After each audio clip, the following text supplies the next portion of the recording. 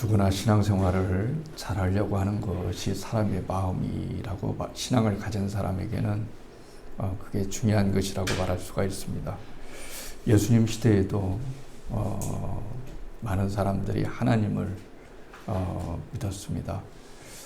그래서 어떻게 하면 하나님을 잘 믿어볼까 연구하고 또 연구한 것이 율법을 만들어내서 만들어낸 건 아니죠. 10가지의 율법을 쪼개고 쪼개서 614가지를 만들어서 그 율법을 잘 지키면 하나님이 복도 주시고 또 우리가 특별한 사람이 될 것이다. 이렇게 생각했습니다. 예수님께 한 율법사가 찾아왔습니다. 그래서 질문했죠. 예수님을 시험하려고 질문한 게 아니고 정말 알고 싶었어요.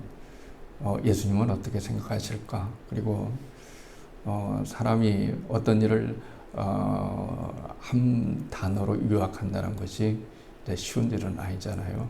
그래서 그때 당시에는 예수님 당시에는 구약만 존재했기 때문에 구약에서 그냥 보통 하나님 말씀이라고 하죠. 율법이라고도 하고요. 가장 중요한 것이 어떤 말씀입니까? 이렇게 말하니까 주님께서 하나로 요약을 기가 막히게 해주셨어요. 마음을 다하고 성품을 다하고 힘을 다하고 뜻을 다하고 목숨을 다해서 주 너의 하나님을 사랑해라. 그리고 내 이웃을 내 몸처럼 사랑해라. 이것이 예수님께서 성경을 우리의 신앙생활이 무엇인가를 단 하나로 요약해 준 내용이다. 이렇게 말할 수가 있습니다. 그러면 사랑이라는 것은 도대체 뭘까요? 사랑은 홀로 존재할 수 없습니다. 사랑은 절대로 혼자 존재할 수 없고 사랑은 너가 있어야 됩니다. 다른 말로 말하면 사랑은 관계라는 말이죠. 관계가 없으면 사랑은 이루어지지가 않습니다. 그래서 하나님께서 이 땅에 오실 때 우리와 관계하기 위해서 오셨습니다. 우리가 보통 하나님 나라는 믿음으로 간다 이렇게 말하지만 다른 말로 믿음을 다른 말로 바꾸면 하나님 사랑이라고 말할 수가 있습니다. 하나님 사랑이라고 말할 수가 있죠. 그렇기 때문에 하나님을 사랑한다는 것이 무엇일까 이런 생각할 때가 있죠. 그래서 우리는 믿음이 성장하고 하나님과의 관계가 더 좋아져야 됩니다. 여러분은 하나님과의 관계가 좋아지는 것이 무엇이라고 생각하는지 모르겠지만 하나님과의 관계가 깊어지면 깊어질수록 관계가 더 깊어진다. 이렇게 말할 수가 있습니다. 그러니까 우리는 예수님을 믿고 하나님을 믿는 그 자리에서 하나님과의 관계 속으로 더 들어가야 됩니다. 이게 중요합니다. 믿는 것과 관계한다는 것은 좀 다른 차원이라고 말할 수가 있습니다. 내가 너 믿어, 네 한 말 믿어, 당신이 한 말 믿어. 그랬지만 사랑은 할 수는 없습니다. 않는 경우는 있습니다. 그렇죠? 그러니까 주님께서 우리들에게 진짜 원하시는 것은 사랑입니다. 사랑이 없으면 내 몸을 불사라 내준다 하더라도 방언을 1000마디 만마디 한다라도 아무 의미가 없고 소용이 없다. 이렇게 주님께서 말씀하셨기 때문에 그랬습니다. 신앙생활을 잘하려면 언제나 말씀드렸듯이 3가지를 잘해야 된다고 말씀드렸습니다. 첫 번째는 하나님과의 관계가 좋아야 됩니다. 하나님과의 관계가 좋지 않으면 하나님에 대한 신뢰가 떨어집니다. 시험이 들 수가 있어요. 하나님과 멀어집니다. 하나님과 멀어지면 하나님이 손해보는 것이 아니고 우리가 직접적으로 큰 타격을 입게 됩니다. 여러분 거듭난 자의 특징이 뭔지 아십니까? 사탄의 존재를 인정한다는 겁니다. 세상 사람들은 사탄의 존재를 인정하지 않습니다. 그런데 사탄은 언제나 우리 믿는 자들 가운데 숨지고 있다가 어떻게 해서든지 시험에 들게 합니다. 그래서 하나님과의 관계를 멀어지게 하는 그런 일을 하게 됩니다. 두 번째는 목회자의 관계인데요. 목회자와의 관계가 잘못되어지면 말씀의 은혜가 안 돼요. 말씀이 잘 들어오지 않습니다. 그리고 세 번째, 성도하고 관계가 안 좋으면 그 교회 나가기가 싫습니다. 그렇기 때문에 근본적으로 사탄의 시험은 관계를 끊는 것이다. 이렇게 말을 할 수가 있습니다. 그런데 사도 바울은 이렇게 말하죠. 너희와 우리 사이에 하나님과의 관계를 끊어놓을 수 있는 것은 하나도 없다. 사망도 권세도 그 어떤 것도 하나님과 우리 사이의 사랑을 끊어낼 수 없는 자리에까지 나아가는 것, 끊을래야 끊을 수 없는 것, 그것이 바로 구원이고 영생이고 거듭남이다. 이렇게 말할 수가 있습니다. 그러니까 여러분이 지금 죽어도 하나님과의 관계를 더 중요시 여겨야 한다는 것은 거듭난 자의 특징이라고 말할 수가 있습니다. 다니엘과 세 친구가 죽게 되었죠. 죽게 된 사실 뻔히 압니다. 그런데도 별로 죽는 거에 대해서 관여하지 않습니다. 주님 왜 그렇습니까? 죽게 되었습니다. 이렇게 말할 수 있는데 그렇게 하지 않습니다. 왜 그런 걸까요? 하나님의 관계가 그 어떤 것보다 중요하기 때문에 그렇습니다. 그래서 관계는 사랑이고 사랑은 관계다. 이렇게 말을 할 수가 있습니다. 저희 옆 지방에 목사님이 계셔요. 부부가 목사님이십니다. 공부도 많이 하셨고요. 교회도 튼튼합니다. 아들을 너무 사랑했어요. 제가 듣기로는 정말 우상이 될 정도로 사랑했어요. 그래서 이 아들을 캐나다로 보냈어요. 공부도 할 겸 또 선교사로 할 겸 이렇게 보냈습니다. 40대 초반입니다. 아이들이 국민학교, 우리식으로 얘기하면 초등학교들을 이렇게 다니고 있습니다. 그런데 어느 날 소화가 안 되는 거예요. 소화도 안 되고 먹는 거 늘 체하고, 그래서 병원에 찾아갔어요. 근데 병원에 찾아갔는데 뭐 특별한 이상이 없다고 얘기를 하는 거예요. 그래서 그냥 한 1, 2년을 그냥 참고 지냈습니다. 근데 언젠가는 너무 몸이 아파서 몸이 아프고 음식도 들어가지 않고 힘들어서 병원을 찾아갔어요. 그랬더니 의사가 말하면서 이거 참 이상하다. 좀 췌장이나 담도계통에 이상이 있는 것 같다. 당신 나라가 의료기술이 발달되어 있으니까, 한국이 그래도 의료 선진국이 됐으니까 우리나라에서는 이 담도나 췌장이 약하다. 그러니까 다시 본국에 들어가서 한번 검사를 해봐라. 그래서 여기 와서 친족들이 또 의사도 좀 있고 그래서 아주 빠르게 세브란스에 가서 그쪽의 유명한 권위자에게 진단을 받고 이렇게 사진도 찍고 검사도 했습니다. 근데 너무 안타깝게도 그 담도암 사기가 되었습니다. 그러니까 사기가 되고 온몸에 또 많이 전이가 된 상태였죠. 그래서 많이 살아도 1년을 못 산다라고 생각하니까 부모는 다르잖아요. 부모는 목사이고 사모이지만 뭐 거의 정신 멘붕이 옮겼죠. 아무런 건강 없이 살는데 갑자기 날벼락이 떨어지게 된 거죠. 그런데 이 아들이 정리를 하기 시작했어요. 죽음을 받아들이기로 결정을 했습니다. 자기도 믿기지가 않지만 죽음을 받아들이고 했어요. 그러면서 선교 일도 하니까 다시 캐나다에 가서 복음을 전하는데요. 이전보다 훨씬 더 정말 강력하고 오늘 죽을 줄 내일 죽을 줄 모르니까 그 메시지가 얼마나 진실되고 정말 피를 토하는 심정으로 그렇게 전하겠어요. 그러니까 제가 여러분에게 말씀드리고 싶은 것은 관계라는 건 그겁니다. 어느 날 내가 갑자기 젊었는데 죽게 되었어요. 죽는 것과 하나님과의 나의 관계는 별로 달라지는 것이 없습니다. 왜 그런 걸까요? 우리 믿는 자는 거듭나게 되고 영적인 지각이 생겨나게 되는데, 영적인 지각이 생겨나면 이 세상의 것들이 모든 것이 다 전부가 아니다.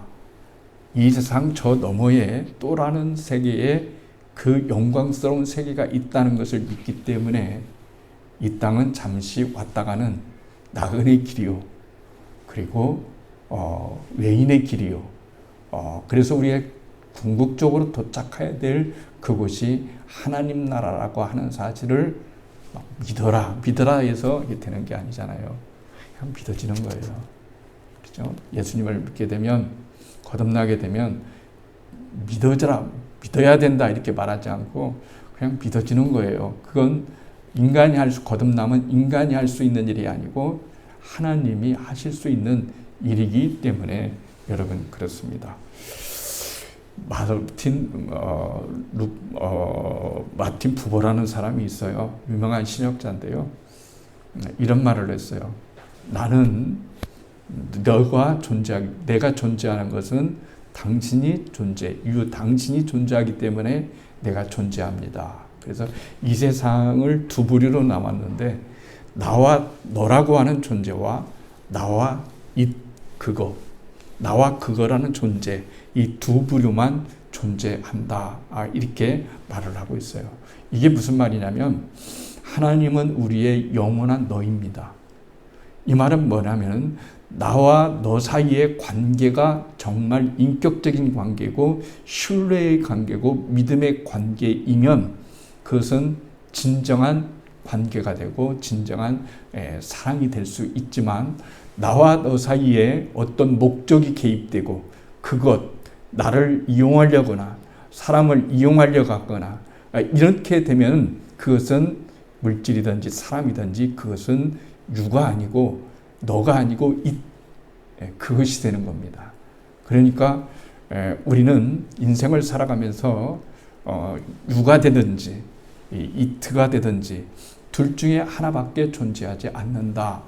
이렇게 생각한 거예요.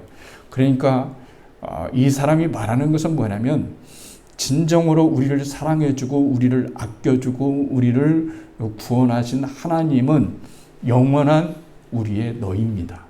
그러니까 영원한 우리의 너를 붙잡으려고 해야지, 세상의 것들을 붙잡으려고 하면 세상의 것도 잃고 그리고 구원도 잃게 되는 거예요. 그러니까 하나님과의 관계를 얻고자 한다면 하나님과의 관계도 얻는 것이고 세상의 것도 얻지만, 세상의 것을 먼저 얻으려고 하면 세상의 것도 잃고 그리고 하나님과 관계된 것도 잃는다라고 하는 겁니다. 그러면 오늘 본문을 들어가면 이런 얘기입니다. 아브라함이 고향 친척 부모집을 떠나서 이민을 갔어요. 쉽게 말하면 이민을 간 거예요. 근데 갔을 때는 정말 여기를 다 정리해야 돼요.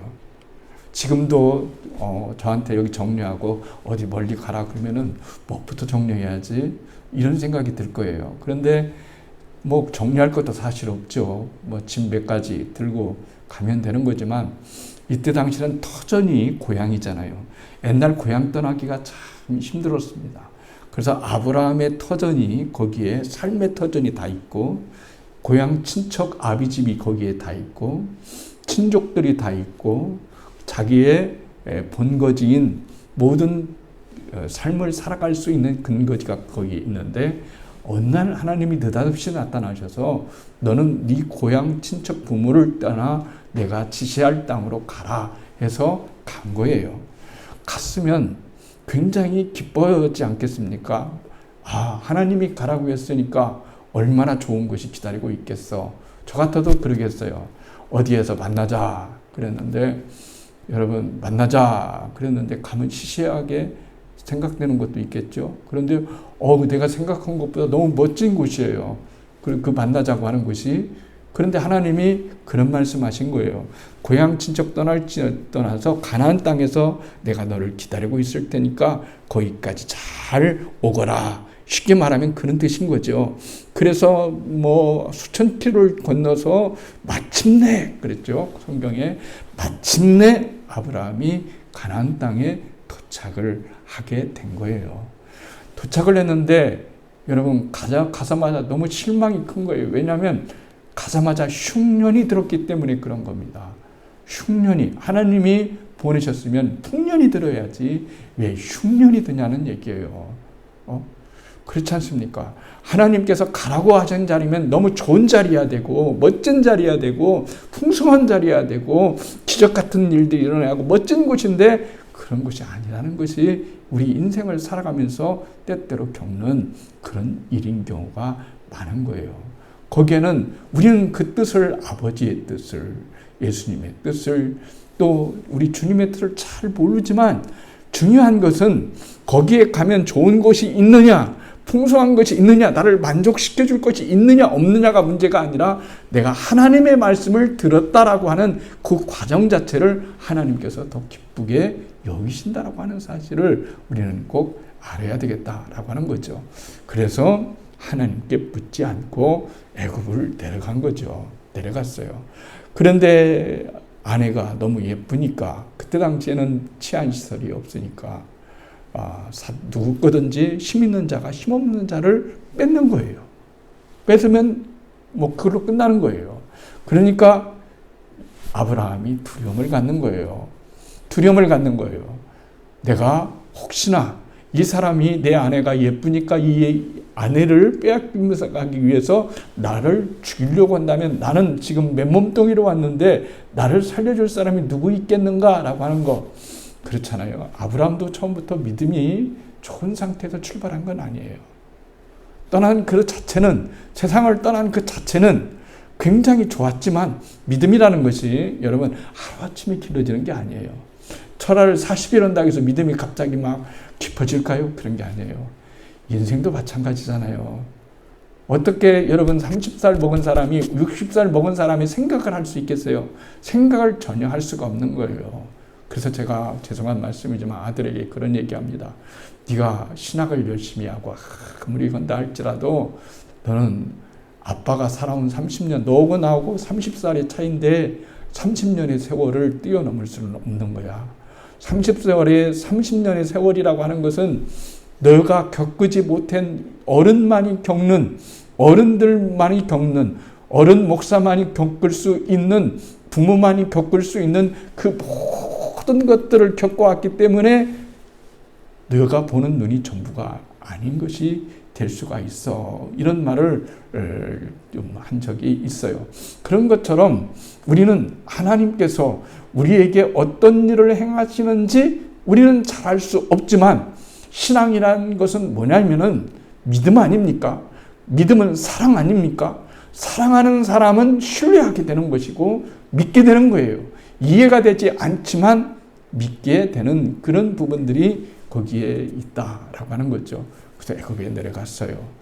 그래서 동생이라고 속이고 이제 내려가자고 했죠. 그래서 애굽 왕이 소문이 들어가서 애굽 왕에게 아내를 빼앗기게 되었어요. 그렇죠? 이건 너무 잘 아니까 깊게 얘기할 필요는 없죠. 그 얘기하려고 하는 것이 아니에요. 그런데 하나님이 개입하시는 거예요. 이게 굉장히 중요한 겁니다. 신앙에서 정말 중요한 것은 뭐냐면 극적일 때 하나님께서 우리 인생의 삶에 어떤 모습이든지 개입하여 주신다는 겁니다. 환경을 바꾸신다든지 사람을 만나게 하신다든지 어떤 발견하지 못한 그 발견되는 거예요. 그런 거죠. 하나님이 개입하시는 것이 느껴지는 거예요. 내가 이런 위기를 겪었는데 어떻게 할까 했을 때 하나님의 사람들은 하나님이 책임져 주신다라고 생각하면서 살아가는 사람들이다라고 말을 할 수가 있는 거죠. 그래서 여기에서 우리가 하는 것은 하나님이 개입하셔서 그 사람은 내 종이다. 내 종의 아내다. 건들지 말아라. 건드리면은 너희 가정에 큰 일을 겪을 거야. 뭐 이런 신앙 체험을 바로에게 주시면서 아브라함에게 데려오게 어찌 나를 속였느냐. 이렇게 여차여차해서 속였다. 뭐 이런 얘기잖아요. 그러면서 마음에 짐이 있고 어떤 큰 신앙 체험을 하다 보니까 아브라함에게 물질을 많이 보상금을 쉽게 말하면 보상금을 준 거예요. 이 보상금을 굉장히 많이 받았지 않습니까? 보상금을 많이 받으니까 이게 문제가 된 거예요. 사람이 그렇잖아요. 가난하고 돈이 없고 가진 것이 없을 때는 그때는 행복한 거예요. 행복한 거예요. 그런데 오히려 풍요로운데 행복하지를 못할 때가 있어요. 그렇지 않습니까? 저희 같은 세대는 아주 어렸을 때부터 어려움을 겪고 자라는 세대입니다. 근데 그때가 지금보다 훨씬 더 많이 그리워져요. 그때는 정말 인간미가 있었어요. 그때는 정말 신앙이라고 하는 것이 뭐 기도원 한번 가면 막 뜨겁게 기도하고 거기에서 울부짖고 또 북한산 올라가가지고 지금은 그런 것들이 방해되지 않지만 그때는 그냥 신학교 시절 때 친구들과 함께 북한산에 올라가서 바위를 붙잡고 나무를 붙잡고 철야를 하면서 기도하고 그럴 때가 있었어요. 근데 지금은 그런 거 못하죠. 그리고 하지도 않습니다. 그렇기 때문에 우리가 생각하는 부분들이 많이 이제 이렇게 달라지는 거예요. 돈 많이 벌면 행복하겠지. 뭐 하면 행복하겠지. 그런데 그 생각하는 그 행복이 찾아오지를 않는 거예요. 아브라함과 룻도 마찬가지예요. 아브라함은 큰아버지고 룻은 조카이지 않겠습니까? 갑자기 재산이 불어나서 하나님이 복을 주시니까 이제 점점점 재산이 많아진 거죠. 여기서 재산이 현금이면 문제가 되지 않는데 문제는 현물이기 때문에 그런 거예요. 현물이기 때문에 양, 소, 뭐 여러 가지 이런 염소, 송아지 이런 것들이 많아지니까 많아지면 많아질수록 뭐가 필요한 거죠? 목초지가 필요한 거예요. 목초지가 많이 필요한 거니까 이제 땅은 한정적인데 있는 사람들은 먹어야 되는 양들은 많고 그러다 보니까 룻의 목자와 아브라함의 목자가 서로 다투게 되었다. 근데 힘이 다투게 되었다. 이 쌈박질이 된 거예요. 그러니까 한 가정에 어떤 일이 일어났냐면 서로 생각이 다르고 그리고 서로 맞지 않는 이런 일이 생겼을 때 이거 어떻게 하냐는 거예요. 그래서 소문이 나게 되는 거죠. 가나안 사람들에게 소문이 나게 됩니다. 저 사람들 우리 땅에 와서 양 많지만 큰아버지라고도 하고 조카라고도 하는데 자기네들끼리 그렇게 싸우니까 덕이 안 되는 거잖아요. 덕이 안 되면은 어떻게 해야 됩니까? 빨리 이 문제를 처리해야 되지 않겠어요? 그래서 아브라함이 룻을 불러서 우리는 한 고력이다. 한 고력이니까 싸우지 말고 아름답게 헤어지자. 아름답게 갈 길을 가자. 이렇게 하면서 나는 네가 우하면 나는 좌하고 내가 좌하면 나는 우하겠다. 이렇게 하면서 선택권을 준 것은 쉽게 말하면 마르틴 부버가 얘기한 것처럼 아브라함은 룻을 대할 때 무엇으로 대했냐면 유로 대한 거예요. 인격을 존중했어요. 인격을 존중하고 주장을 존중하고 생각을 존중하고 이런 것들은 우리 인생에서 정말로 중요한 일이라고 여러분 말할 수가 있어요. 그것을 여러분 이때 생각하지 않고 그것으로 생각하지 않고 네가 조카인데 말이지 어떻게 감히 누구 때문에 이렇게 부자가 된 건데 네가 그러는 거야. 너 아주 그냥 그런 사람인 줄 몰랐다. 뭐 이런 얘기 하지 않습니다. 인트로 대하지 않습니다. 불러서 유로 대합니다. 너로 대합니다. 그러면서 택하라 그랬어요. 그래서 택한 것이 룻은 소돔을 택했고 그 다음에 아브라함은 그냥 하나님을 섬길 수 있는 그런 험지를 쉽게 말하면 택한 거예요. 제가 오늘 여러분과 함께 나누자고자 하는 말씀은 바로 여기에서부터 이 초점이에요. 뭐냐면 롯이 소돔을 택한 것은 물질적 재산을 늘리기 위해서 택했고 누리기 위해서 택한 거예요. 소돔과 고모라는 얼마나 좋은 것처럼 보이냐면 에덴 동산 같고 이렇게 말을 하는 거죠. 너무 좋으니까 거기에 삼촌의 의견을 물어볼 것도 없이 내가 거기를 가겠으니 삼촌은 여기에 이 광야에 이 산지에 남으세요 라고 해도 아브라함은 그게 좋았어요. 왜냐하면 하나님이 계시는 것이라고 하는 하나님께 예배할 수 있는 곳, 하나님을 경외할 수 있는 곳이라고 한다면 소돔과 고모라를 10개 준다고 해도 여러분 싫습니다. 왜 그런 줄 아십니까? 롯과 아브라함의 차이는 좋은 데를 차지했느냐 나쁜 데를 차지했느냐 하는 그런 문제가 아니고 롯은 물적 재산을 더 중요시 여기했고 아브라함은 영적 재산을 더 중요시 했기 때문에 그런 거예요. 인생은 선택의 연속입니다. 어떤 것을 선택하느냐에 따라서 여러분 달라지는 것입니다. 아브라함에게 선택지가 굉장히 좋은 것은 아니었어요.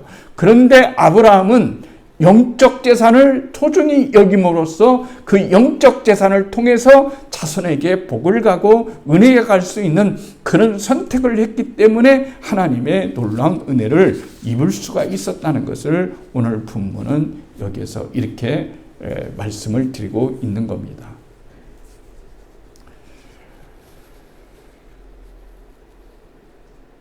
우리 인생은 내일 일을 알 수가 없습니다. 어렸을 때는 겨울이 되면 얼었어요. 뭐가 얼었냐면은 호수가 얼었습니다. 방주라고도 하죠. 여기 제가 외갓집에 전북 김제가 외갓집인데 어렸을 때 거기 가면은 썰매도 타고 그랬는데요. 날씨가 추우니까 지금은 잘 안 얼지만 막 꽁꽁 옵니다. 그런데 발을 디딜 때 꺼지지 않는데도 두려움을 가져요. 여기는 빠지지 않을까 한번 이렇게 눌러보고 이렇게 가면서 썰매도 타고 놀기도 하고 막 이렇습니다. 인생이라고 하는 것이 살얼음판을 걷는 것처럼 느껴질 때가 있습니다. 정말 한 발 잘못 뒤지면 쑥 하고 꺼지는 그런 길이 될 수도 여러분 있습니다. 그런데 우리에게 중요한 것 중에 하나는 뭐냐면 이 땅에서 우리가 배짱을 가지고 살아갈 수 있는 것, 근심하지 않고 살아갈 수 있는 법은 뭐냐면 하나님과의 관계가 끊을 수 없는 관계가 되기 때문에 그런 거예요. 아브라함은 하나님과의 관계를 중요시 여기게 한 거예요. 관계의 영성을 어떤 것이 있다 할지라도 하나님과의 관계, 하나님이 영원한 너희신 거예요. 하나님이 영원한 너희십니다. 그래서 하나님과의 그 관계를 절대로 끊지 않는 것, 아니 끊을래야 끊을 수 없는 것, 내가 일부러 그 관계를 좋은 관계를 가져야지 하는 노력은 인간적인 것이 될 수 있지만 어느 정점에 들어가서는 하나님이 내가 너를 사랑해야지 해서 사랑한 것이 아니라 그냥 태초부터 하나님이 영세전부터 우리를 생각하셔서 우리를 사랑하셔서 너는 내 아들이야 라고 내 딸이야 라고 이렇게 생각하시면서 네가 이 땅에 살아가면서 전부가 아닌 것을 깨달았으면 참 좋겠다. 영적인 눈을 떠서 영적인 빛을 갖춘 바울이 예수님을 만나고 난 다음에 첫 번째 일어났던 사건은 눈이 멀은 거죠. 그리고 아무것을 보지 못했어요. 보지 못하니까 두려운 거죠. 아나니아에게 갔습니다. 안수하라고 그랬습니다. 주님이 안수했어요. 그랬더니 눈에서 빗물 같은 것들이 떨어지면서 다시 보게 되는 거예요. 그러니까 우리가 예수를 믿는다고 하는 것은 새로운 시각, 새로운 지각을 가졌다는 거예요. 사람들은 전혀 설명할 수 없습니다. 예수를 믿는 그 기쁨이 당신에서 나오는 그것이 어디서 나옵니까? 라고 얘기를 해도 알지를 못합니다. 진짜로 중요한 것은 우리의 영적 지각이 띄게 되면 하나님의 자녀가 되게 되어지면은 이 세상이 전부가 아니니까 이 땅에서 속상할 것이 하나도 없구나라는 것을 알게 되어지고 이 세상 넘어 정말 잠깐이잖아요. 너무 잠깐이었어요. 인생 살다가 보니까 너무 잠깐이잖아요. 그리고 인생이라고 하는 것이 우리에게 행복을 주는 것도 아니잖아요. 이 땅에서 얻을 수 있는 행복이 얼마나 크면 크겠어요. 별로 크지를 않습니다. 그렇기 때문에 주님께서 우리들에게 말씀하시는 바는 바로 그거입니다. 저 세계를 봐라. 나하고 관계를 하자. 나하고 영적 관계를 가자. 믿음의 단계에서 영적 단계로 깊은 관계로 뛰어넘자. 나를 믿는 것으로만 만족하지 말고 나하고 관계하는 것으로 깊은 세계에 들어가자. 이것이 하나님께서 오늘 우리들에게 주시는 귀한 메시지 중에 하나라고 말을 할 수가 있는 거예요. 그렇지 않습니까? 영적 재산은 여러분들에게 있잖아요. 우리가 돈이 없지 영적 재산이 없습니까? 그렇잖아요. 우리가 하나님이 가지고 있잖아요. 예수님을 가지고 있잖아요. 그분과 관계하고 있잖아요. 예수님과 나라고 하는 그 사이가 하나가 되어지는, 그리스도와의 나와 연합이 되어지는 그 은혜를 갖고 있잖아요. 그러니까 우리는 하나님과의 관계를 언제나 먼저 1번으로 생각을 할 수 있어야 되는 거예요. 사단은 끊임없이 관계를 흐트립니다. 관계를 깹니다. 그럴 때마다 하나님과의 관계가 먼저 있어야만 그 밖의 관계를 우리가 유지할 수 있기 때문에 하나님과의 관계를 주신 것이야말로 하나님의 가장 큰 은총이라고 말할 수가 있어요. 그렇죠. 때때로 어떤 말을 들으면 좀 감동적일 때가 있잖아요. 갑자기 쓰러졌습니다. 뇌출혈로 쓰러졌습니다. 어떤 분이 그렇잖아요. 뇌출혈로 진짜 쓰러졌는데 다리를 잘 못 씁니다. 새벽 기도를 눈 내리는 밤에 새벽에 기도를 하러 올라갑니다. 그런데 어떤 할아버지가 끙끙대며 한 발 한 발 하면서 뭐라고 중얼거립니다. 저처럼 PD의 아내였다고 말씀드렸죠.